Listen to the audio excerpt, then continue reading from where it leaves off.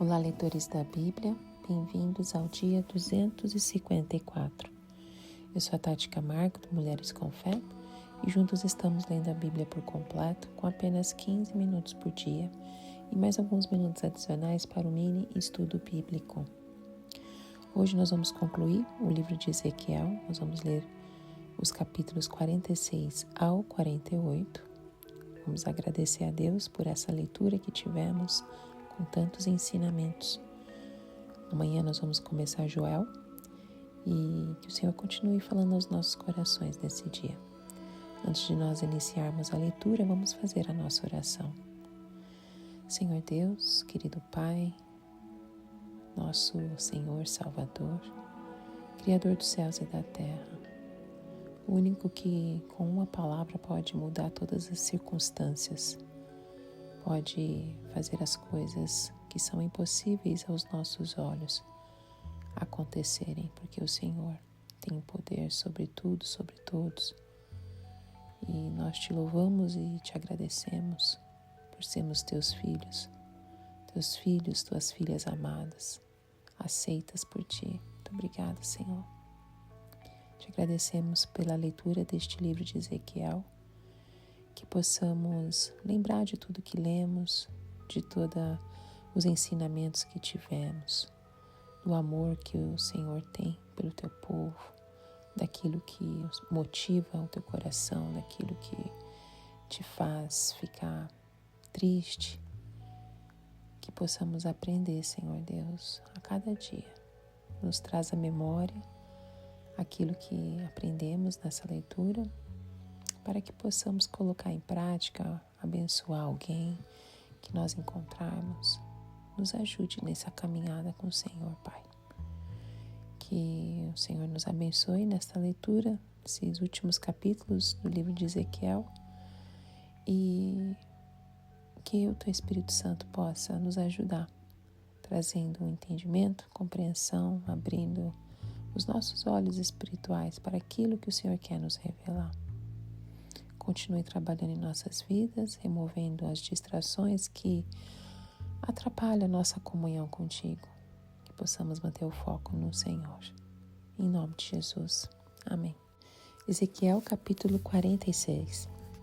Assim diz o soberano Senhor: a porta do pátio interno que dá para o leste ficará trancada nos 6 dias úteis, mas no sábado e no dia da lua nova será aberta. O príncipe, vindo do pátio externo, entrará pelo pórtico da entrada e ficará junto ao batente. Enquanto isso, os sacerdotes sacrificarão os holocaustos e as ofertas de comunhão dele. Ele adorará o Senhor na soleira da entrada e depois sairá, mas a porta não será fechada até a tarde. Nos sábados e nas luas novas, o povo da terra adorará o Senhor junto à entrada que leva à porta. O holocausto que o príncipe trouxer ao Senhor no dia do sábado deverá ser de 6 cordeiros e 1 carneiro, todos sem defeito. A oferta de cereal dada junto com o carneiro será de 1 arroba, e a oferta de cereal com os cordeiros será de quanto ele quiser dar, mais 1 galão de azeite para cada arroba de cereal. No dia da lua nova, ele oferecerá 1 novilho, 6 cordeiros e 1 carneiro, todos sem defeito. Como oferta de cereal, ele fornecerá 1 arroba com o novilho, 1 arroba com o carneiro e com os cordeiros, quanto ele quiser dar, mais 1 galão de azeite para cada arroba de cereal. Quando o príncipe entrar, ele o fará pelo pórtico da entrada e sairá pelo mesmo caminho.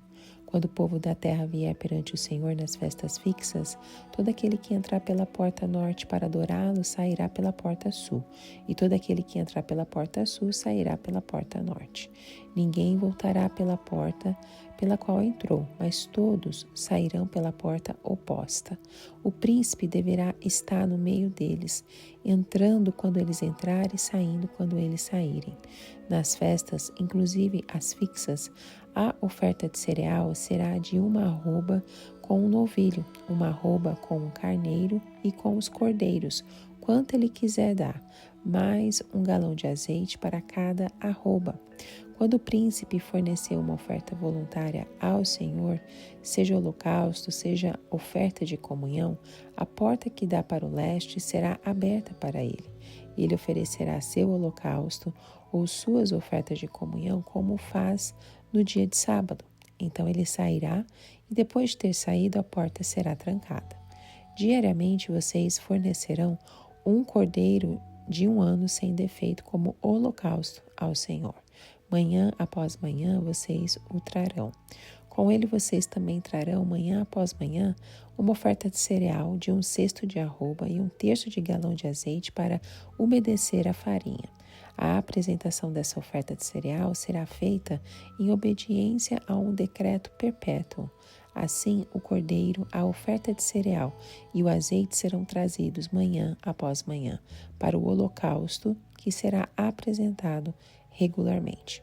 Assim diz o soberano Senhor: se da sua herança o príncipe fizer um presente a um de seus filhos, este pertencerá também aos seus descendentes.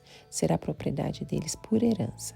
Se, porém, da sua herança ele fizer um presente a um dos seus escravos, o escravo poderá mantê-lo consigo até o ano da liberdade. Então o presente voltará para o príncipe. Sua herança pertence unicamente a seus filhos, dele será. O príncipe não tomará coisa alguma da herança do povo, expulsando os herdeiros de sua propriedade. Dará aos seus filhos a herança daquilo que é a sua própria propriedade, para que ninguém do meu povo seja separado de sua propriedade.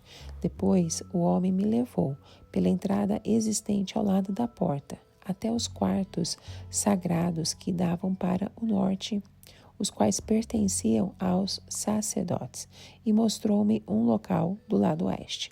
Ele me disse: este é o lugar onde os sacerdotes cozinharão a oferta pela culpa e a oferta pelo pecado, e assarão a oferta de cereal para levá-las ao pátio externo e consagrar o povo. Então, ele me levou para o pátio externo e me fez passar por seus 4 cantos, e em cada canto vi um pátio. Eram pátios fechados, com 20 metros de comprimento e 15 metros de largura. Os pátios dos 4 cantos tinham a mesma medida. Em volta de cada um dos 4 pátios, pelo lado de dentro, havia uma saliência de pedra, com lugares para o fogo construídos e em toda a sua volta, debaixo da saliência. Ele me disse: estas são as cozinhas onde aqueles que ministram no templo cozinharão os sacrifícios do povo. Ezequiel capítulo 47. As águas que saíam do templo. O homem levou-me de volta à entrada do templo e vi água saindo debaixo da soleira do templo e indo para o leste, pois o templo estava voltado para o oriente. A água descia de debaixo do lado sul do templo ao sul do altar. Então ele me levou para fora, pela porta norte, conduziu-me pelo lado de fora até a porta externa, que dá para o leste, e a água fluía do lado sul.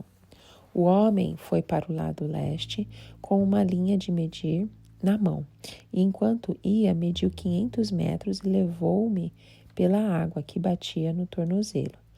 Ele mediu mais 500 metros e levou-me pela água que chegava ao joelho.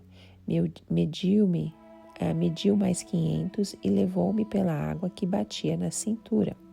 Mediu mais 500, mas agora era o rio que eu não conseguia atravessar, porque a água havia aumentado e era tão profunda que só podia atravessar a nado. Era um rio que não se podia atravessar andando. Ele me perguntou: filho do homem, você vê isto? Levou-me então de volta à margem do rio. Quando ali cheguei, vi muitas árvores em cada lado do rio. Ele me disse: esta água flui na direção da região situada a leste e desce até Arabá, onde entra no mar. Quando deságua no mar, a água ali é saneada. Por onde passar o rio, haverá todo tipo de animais e peixes, porque essa água flui para lá e saneia a água salgada, de modo que onde o rio fluir, tudo viverá. Pescadores estarão ao longo do litoral, desde En-Gede até em Eglaim. Haverá locais próprios para estender as redes. Os peixes serão de muitos tipos, como os peixes do mar grande. Mas os charcos e os pântanos não ficarão saneados, serão deixados para o sal. Árvores frutíferas de toda espécie crescerão em ambas as margens do rio. Suas folhas não murcharão e os seus frutos não cairão. Todo mês produzirão, porque a água vinda do santuário chega a elas. Seus frutos servirão de comida e as suas folhas de remédio. As fronteiras da terra. Assim diz o soberano Senhor: estas são as fronteiras pelas quais vocês devem dividir a terra como herança entre as 12 tribos de Israel, com 2 porções para José.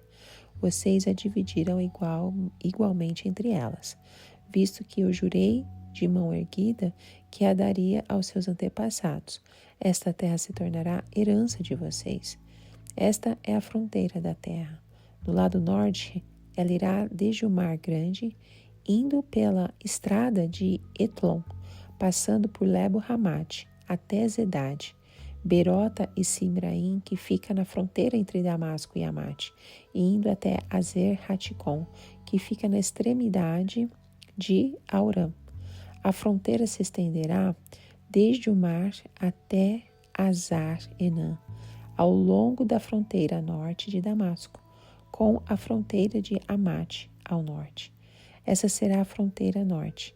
No lado leste, a fronteira irá entre Aurã e Damasco, ao longo do Jordão, entre Gileade e a terra de Israel, até o mar oriental, prosseguindo até Tamar. Essa será a fronteira leste.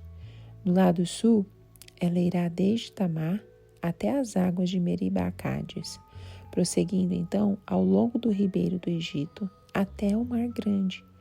Essa será a fronteira sul. No lado oeste, o Mar Grande será a fronteira, até defronte de Ledo-Hamate. Essa será a fronteira oeste. Distribuam essa terra entre vocês de acordo com as tribos de Israel. Vocês a distribuirão como herança para vocês mesmos e para os estrangeiros residentes no meio de vocês e que tenham filhos. Vocês os considerarão como israelitas de nascimento. Junto com vocês, a eles deverá ser designada uma herança entre as tribos de Israel. Qualquer que seja a tribo na qual o estrangeiro se instale, ali vocês lhe darão a herança que lhe cabe. Palavra do soberano, o Senhor. Ezequiel capítulo 48, o último capítulo do livro de Ezequiel, a divisão da terra. Estas são as tribos relacionadas nominalmente na fronteira norte. Dan terá uma porção, ela seguirá a estrada de Etlon até Lebo-Hamate. Azar-Enã e a fronteira norte, vizinha a Damasco, próxima de Amate, farão parte dos seus limites desde o lado leste até o lado oeste. Azer terá uma porção. Esta margeará o território de Dan do leste ao oeste. Naftali terá uma porção. Esta margeará o território de Azer do leste ao oeste. Manassés terá uma porção. Esta margeará o território de Naftali do leste ao oeste. Efraim terá uma porção. Esta margeará o território de Manassés do leste ao oeste. Ruben terá uma porção. Esta margeará o território de Efraim do leste ao oeste. Judá terá uma porção. Esta margeará o território de Ruben do leste ao oeste. Margeando o território de Judá do leste ao oeste, estará a porção que vocês apresentarão como dádiva sagrada. Terá 12,5 km de largura e o seu comprimento do leste ao oeste equivalerá a uma das porções tribais. O santuário estará no centro dela. A porção sagrada que vocês devem oferecer ao Senhor terá 12,5 km de comprimento e 5 km de largura. Esta será a porção sagrada para os sacerdotes. Terá 12,5 km de comprimento no lado norte, 5 km de largura no lado ocidental, 5 km de largura no lado oriental e 12,5 km de comprimento no lado sul. No centro dela estará o santuário do Senhor. Pertencerá aos sacerdotes consagrados. os zadoquitas, que foram fiéis em me servir e não se desviaram, como fizeram os levitas quando os israelitas se desviaram. Será um presente especial para eles da porção sagrada da terra, uma porção santíssima, margeando o território dos levitas. Ao longo do território dos sacerdotes, os levitas terão uma área de 12,5 km de comprimento e 5 km de largura. Seu comprimento total medirá 12,5 km e a sua largura 5 km. Eles não a venderão nem trocarão parte alguma dela. Essa área é a melhor de todo o território e não poderá passar para as outras mãos, porque é santa para o Senhor. A área restante, 2,5 km de largura e 12,5 km de comprimento, será para o uso comum da cidade, para casas e para pastagens. A cidade será o centro dela e terá estas medidas: o lado norte, 2.250 metros, o lado sul, 2.250 metros, o lado leste, 2.250 metros e o lado oeste, 2.250 metros. A cidade terá uma área livre de 125 metros ao norte, 125 metros ao sul, 125 metros a leste e 125 metros a oeste, que servirá para pasto. O restante da área, ao longo da porção sagrada, será de 5 km no lado leste e 5 km no lado oeste. Suas colheitas fornecerão comida para os trabalhadores da cidade. Estes poderão vir de todas as tribos de Israel. A porção toda, incluindo a cidade, será um quadrado, com 12,5 km de cada lado. É uma dádiva sagrada, que como tal vocês reservarão. As terras que restarem em ambos os lados da terra formada pela porção sagrada e pela cidade pertencerão ao príncipe. Elas se estenderão para o leste a partir dos 12,5 km da porção sagrada até a fronteira leste e para o oeste a partir dos 12,5 km até a fronteira oeste. Essas duas áreas, paralelas ao comprimento das porções das tribos, pertencerão ao príncipe e à porção sagrada. Inclusive o santuário do templo estará no centro delas. Assim, a propriedade dos levitas e a propriedade da cidade estarão no centro da área que pertence ao príncipe. A área pertencente ao príncipe estará entre a fronteira de Judá e a fronteira de Benjamim. Quanto ao restante das tribos, Benjamim terá uma porção. Esta se estenderá do lado leste ao lado oeste. Simeão terá uma porção. Esta margeará o território de Benjamim do lado leste ao oeste. Isacar terá uma porção. Esta margeará o território de Simeão do lado leste ao oeste. Zebulon terá uma porção. Esta margeará o território de Isacar do lado leste ao oeste. Gade terá uma porção. Esta margeará o território de Zebulon do lado leste ao oeste. A fronteira sul de Gade vai desde Tamar, no sul, até as águas de Meribá, Cádiz, e depois ao longo do ribeiro do Egito, até o Mar Grande. Esta é a terra que vocês distribuirão às tribos de Israel como herança, e serão essas as suas porções. Palavra do soberano, o Senhor. As portas da cidade. Estas serão as saídas da cidade, começando pelo lado norte, que tem 2.250 metros de comprimento. As portas da cidade receberão os nomes das tribos de Israel. As 3 portas do lado norte serão a porta de Ruben, a porta de Judá e a porta de Levi. No lado leste, que tem 2.250 metros de comprimento, haverá 3 portas, a de José, a de Benjamim e a de Dan.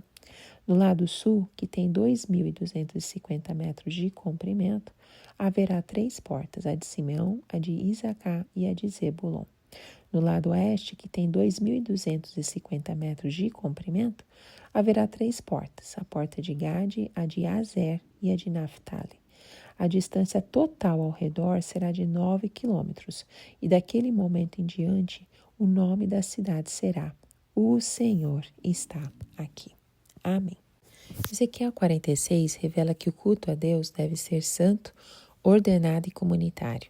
O capítulo nos transporta para uma visão de adoração profundamente reverente, onde até a forma de entrar e sair do templo importa. O príncipe, o povo, os sacrifícios, os portões e até as cozinhas estão integrados no sistema que reflete a glória e a santidade de Deus. Ao ler esse capítulo, nós podemos entender que Deus não se agrada de um culto caótico ou egoísta. Ele busca a ordem, reverência e comunhão no coração de quem o adora. Esse capítulo está inserido na última grande sessão de Ezequiel, dos capítulos 40 a 48, que descreve a restauração do templo e da vida religiosa em Israel. Esse trecho surge depois do anúncio do juízo divino e aponta para a esperança da renovação espiritual e nacional. O povo estava no exílio, sem templo, sem sacrifícios e sem uma estrutura de culto. Deus então revela a Ezequiel uma nova ordem sagrada, mais detalhada e profunda que a anterior.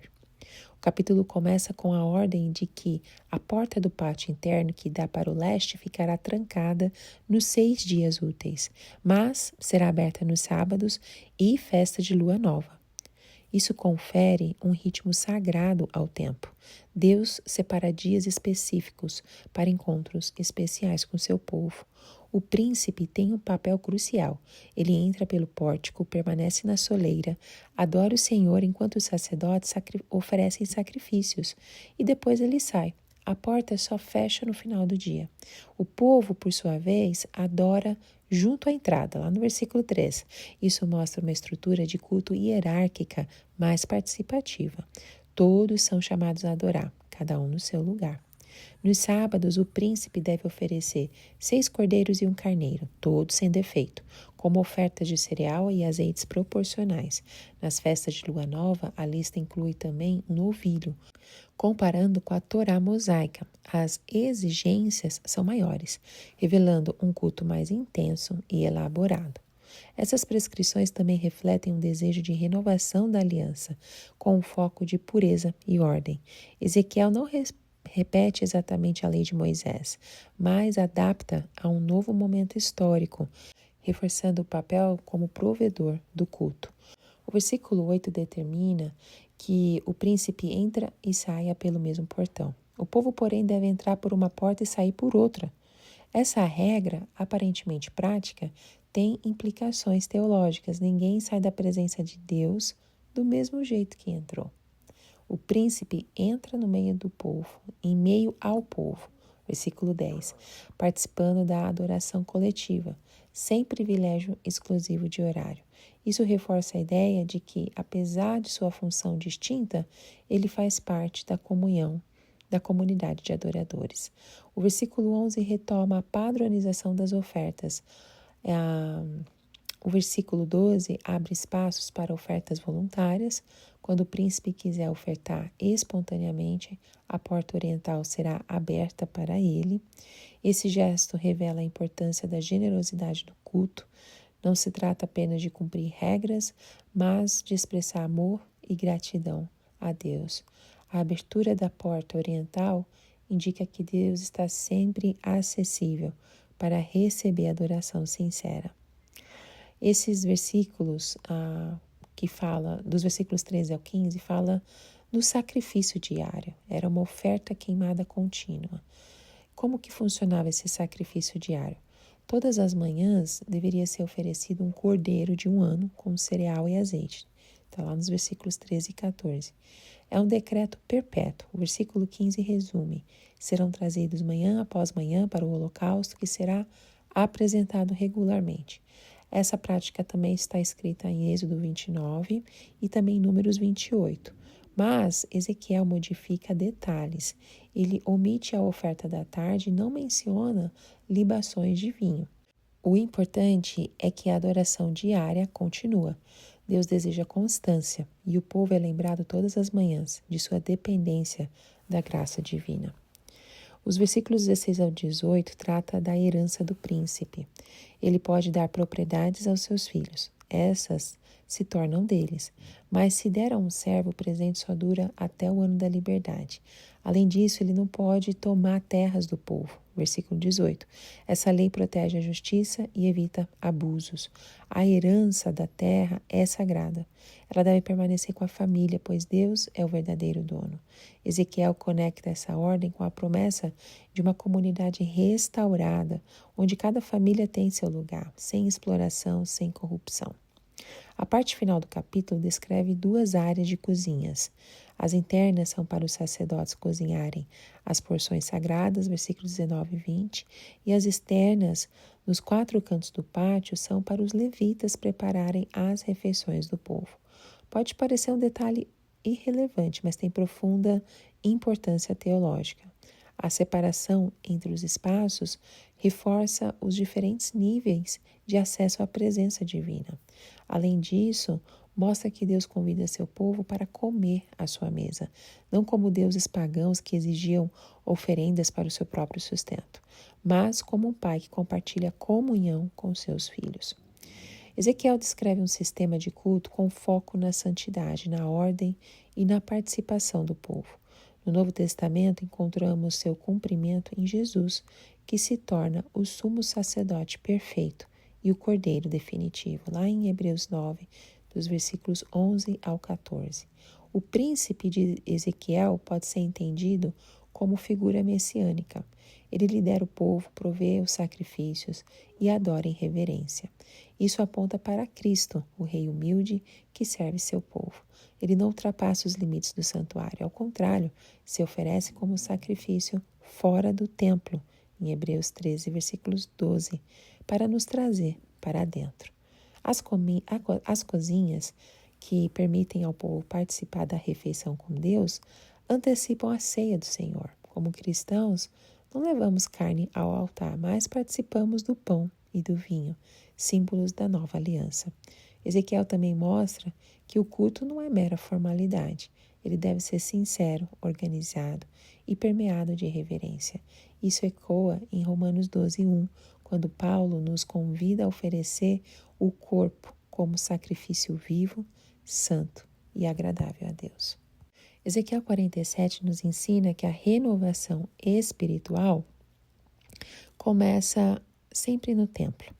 A água que sai do altar e se transforma em rio representa a vida que Deus derrama sobre sua criação quando ele habita no centro. Assim como o altar está no meio do templo, a presença de Deus precisa estar no centro da minha vida. Só assim o que está morto pode viver, o que é estéril pode frutificar e o que está separado pode ser restaurado. O capítulo 47 faz grande parte da visão do templo que ocupa os capítulos 40 a 48 de Ezequiel. O profeta, um sacerdote exilado na Babilônia desde 597 a.C., recebe de Deus uma série de visões que apontam para a restauração espiritual, moral e territorial de Israel. Essa última parte do livro apresenta uma nova ordem, um templo purificado, uma terra redistribuída e uma renovação total da vida nacional. Ezequiel é levado de volta à entrada do templo. Ele vê água saindo de debaixo da soleira do templo e indo para o leste. A origem da água é significativa. Ela não nasce de uma fonte natural, mas do templo, especificamente do altar. Isso revela que a restauração da criação flui da presença de Deus.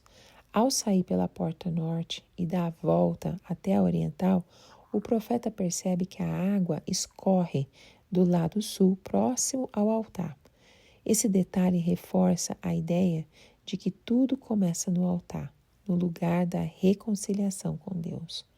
O homem guia Ezequiel por 4 medições de 500 metros cada. A cada etapa, a água se aprofunda. Primeiro chega aos tornozelos, depois aos joelhos, à cintura, até tornar-se um rio profundo demais para atravessar andando. O crescimento é geométrico e milagroso. Não há afluentes visíveis, apenas o aumento constante e sobrenatural. Essa progressão nos ensina que o mover de Deus pode começar pequeno, mas não permanece assim. A graça cresce, a presença se intensifica. E aquilo que era um filete se transforma em um rio caudaloso.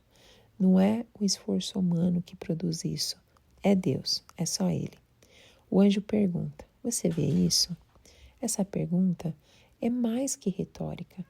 É um convite à percepção espiritual. Quando Ezequiel retorna à margem, vê muitas árvores em cada lado do rio. Árvores simbolizam vida, permanência e fertilidade. O que antes era deserto, agora floresce. O rio segue para Arabá, desce até o Mar Morto e o transforma. O que era morto agora é saneado. O efeito é completo, tudo viverá por onde o rio passar. Peixes se multiplicam, pescadores se instalam nas margens, de En-Gedi até En-Eglaim. Essa transformação é muito chocante. O Mar Morto é uma das regiões mais salgadas do mundo. Nada vive ali, mas o Rio de Deus muda tudo. O contraste com Tiro em Ezequiel 26 é notável. Lá as redes eram símbolo de julgamento.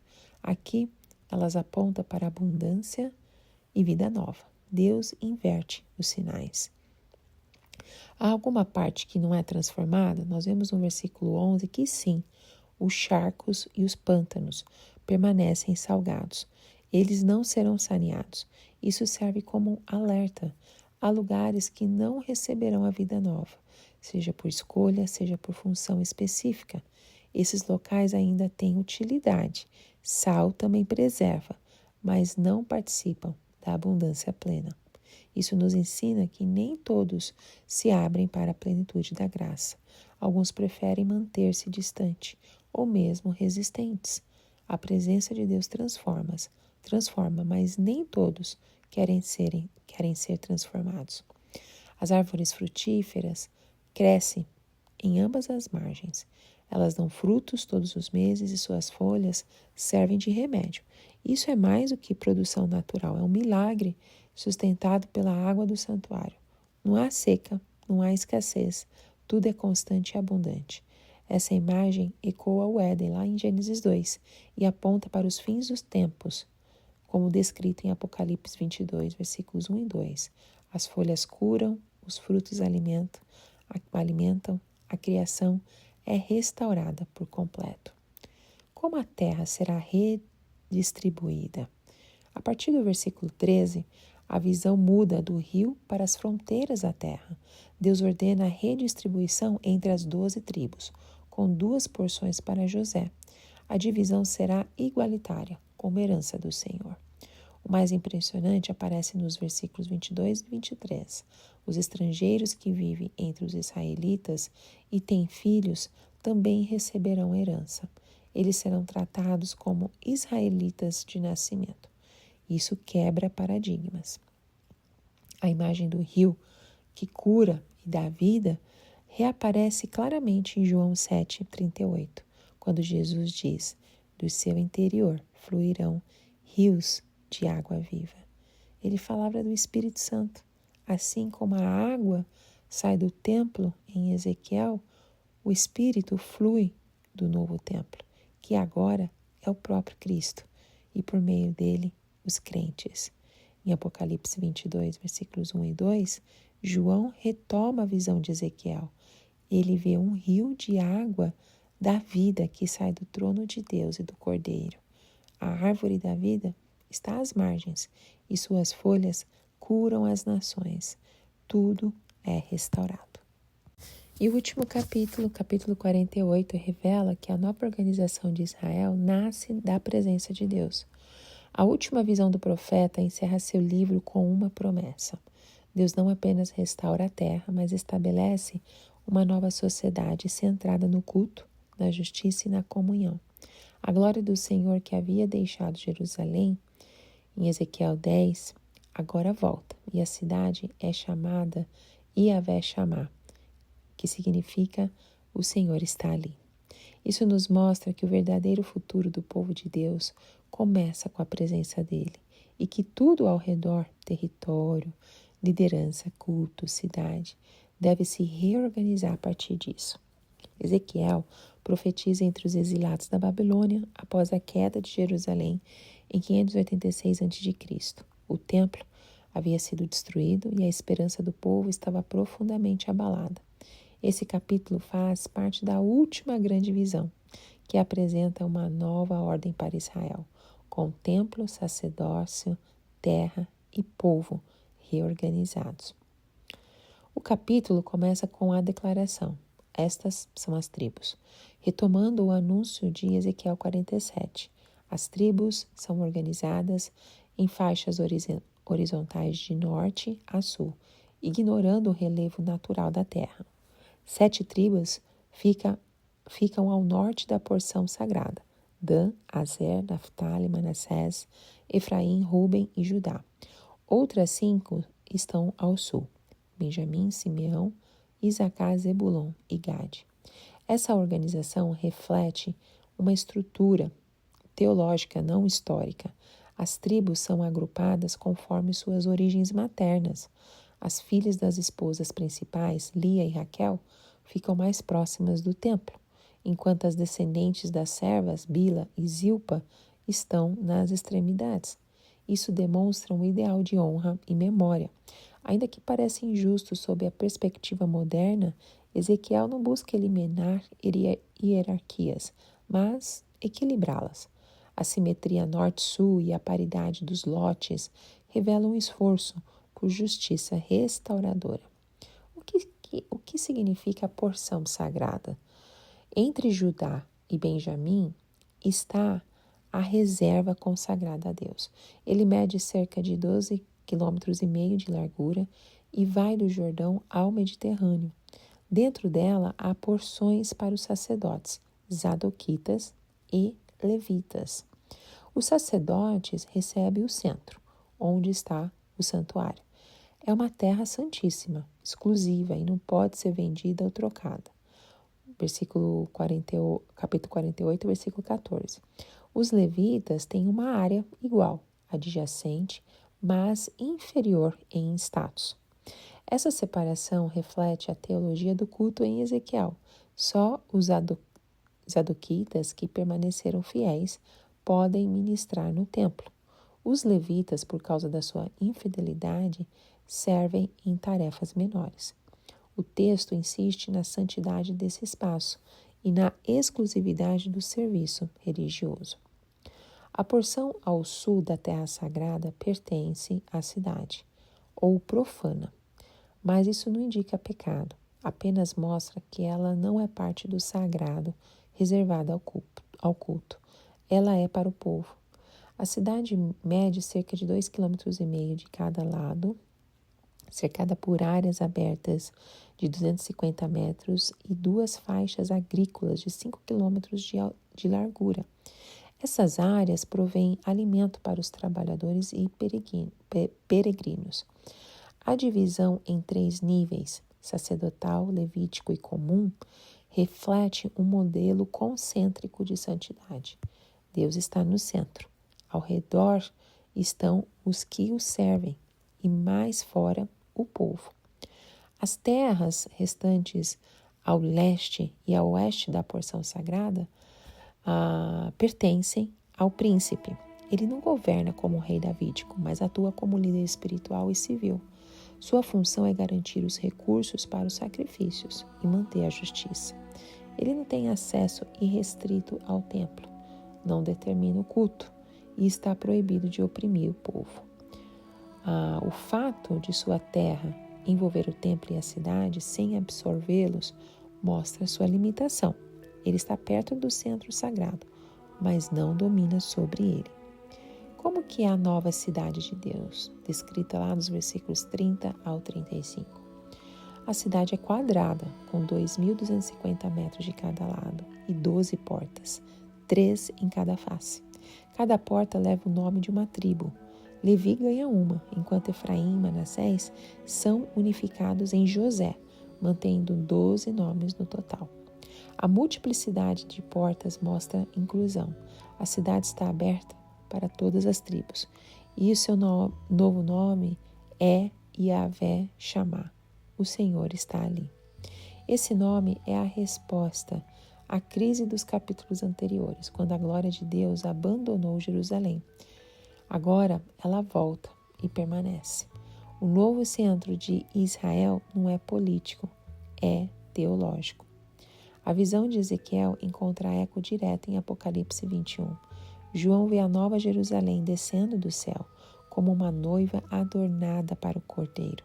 Ela tem 12 portas com os nomes das tribos de Israel e 12 fundamentos com os nomes dos apóstolos. A cidade é quadrada e resplandecente, mas há uma diferença essencial. Nela não vi templo, porque o Senhor Deus, o Todo-Poderoso e o Cordeiro são o seu templo.